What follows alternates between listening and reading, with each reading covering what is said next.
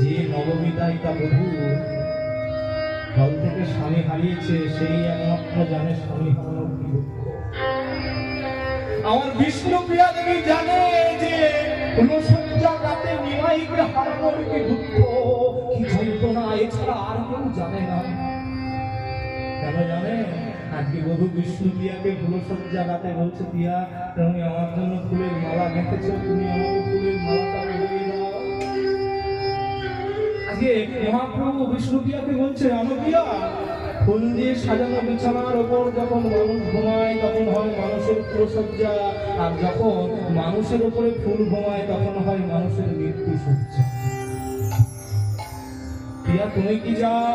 বিষ্ণুপ্রিয়া দেবী বলছে, প্রভু আমি চাই না আমার উপরে ফুল ঘুমাক, ফুলের উপরে আমি ঘুমাই, আমি চাই ফুলের মালাগুলো হয়ে তোমার গলায় সবসময়।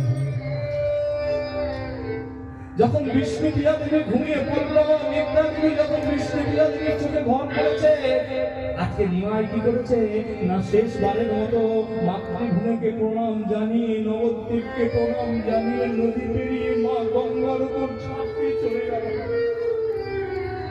কাটোয়ায় কেশব ভারতীর কাছে দীক্ষা নিয়ে যখন নবদ্বীপে শিবাসানন্দে আবার এসেছে, আজকে নিতাইকে ডেকে বলছে, এই নিতাই এক কাজ কর, আমার সচিমাতাকে খবর দে, আর আমার নবদ্বীপবাসীকে নদীয়াবাসীকে খবর দে, তারা যেন আমাকে শেষবারের মতো দেখতে আসে। আজকে নিতাই বলছে, এই নিমাই তুই সচিমাকে ডাকলি, নবদ্বীপবাসী সবাইকে ডাকলি, তুই বধূ বিষ্ণুপ্রিয়ার কথা একবার বললি না? যে বিষ্ণুপ্রিয়া না থাকলে তুই সন্ন্যাসী হতে পারতিস না, যে বিষ্ণুপ্রিয়া এতদিন ছিল বলে সচিমাকে রক্ষা করে রেখেছিল বলে তুই সন্ন্যাসী হতে পারলি, তুই সেই বিষ্ণুপ্রিয়াকে ত্যাগ করে ডাকলি না? সঙ্গে সঙ্গে নিমাই বলছে, শোন এটা আমার আদেশ, যা যাকে যাকে বলেছি তাকে খবর দে। আজকে নিতাই সচিমায়ের আঙিনা এসে দাঁড়িয়েছে, চিৎকার করে ডাকছে, মা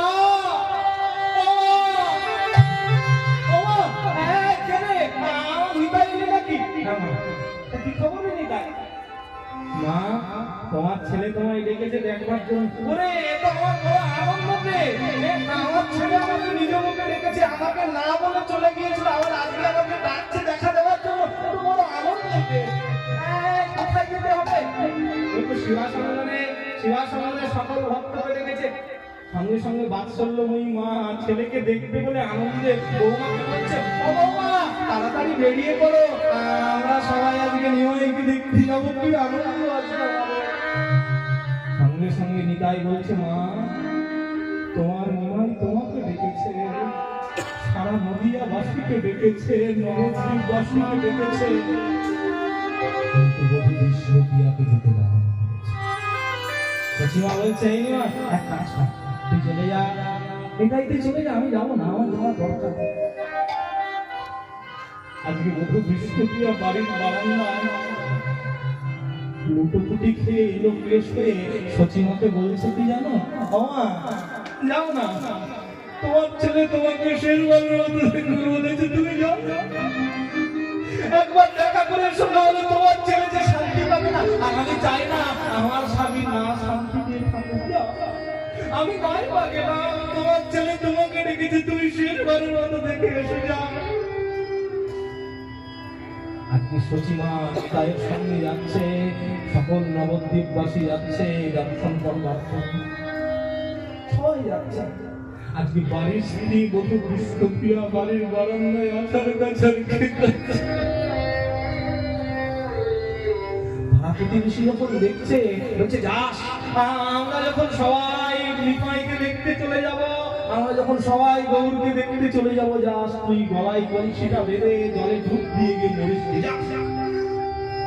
বিষ্ণুপ্রিয়া দেবী সবাইকে বলছে, এই তোমরা কি বললে, কি বললে? তোমরা যে বললে তোমরা গৌরকে দেখতে যাচ্ছ, তোমরা কি জানো যে গৌরকে তোমরা দেখতে যাচ্ছ, এই গৌরের নাম করে মাথায় সিঁদুর পরা একমাত্র সাহস আমারই আছে তোমাদের আস্তানে। যে গৌরকে তোমরা দেখতে যাচ্ছ, ওই গৌর হলো আমার প্রাণের মানুষ, আমার একার মানুষ। আজকে ওই নদিয়া নাগরী বধূ বিষ্ণুপ্রিয়ার কাছে এসে জড়িয়ে ধরে বলেছে, প্রিয়া রে তুই এত ত্যাগ করে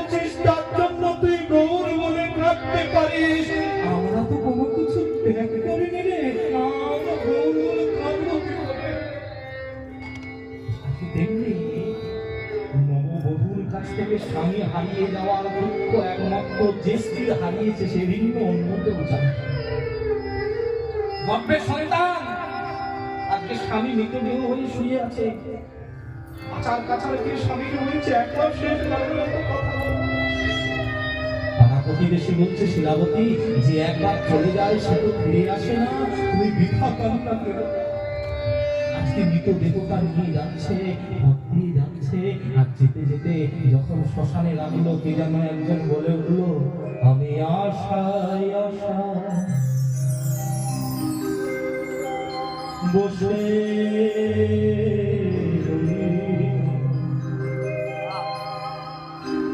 তোমার দেখা পাবো বলে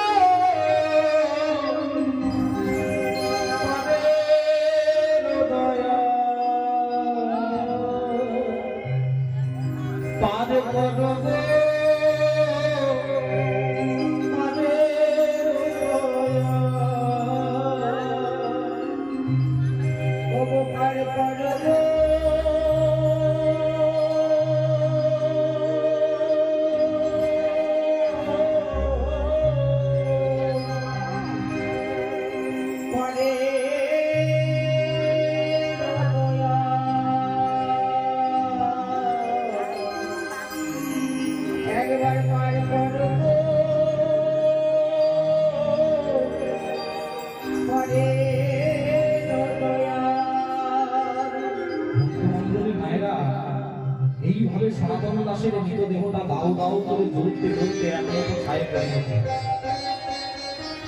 যখন ছায়ে পরিণত হয়ে গেল, ভগবান বারবার বলছে যে করে আমার আশ আমি করি তার ছয় পুত্র নাশ, তবুনা যদি আমার ছাড়ে পাশ আমি দিই তারে বনবাস, তথাপি না যদি ছাড়ে আমার পাশ আমি ভগবান হই তার দাসান।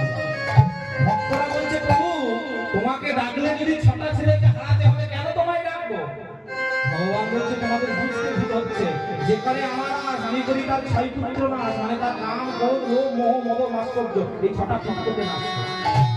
তোমরা যদি ছাড়ে আমার পাশ আমি দিই তারে বনবাস। আচ্ছা বলুন তো এই জগতের সব থেকে ভালো বান কোনটা?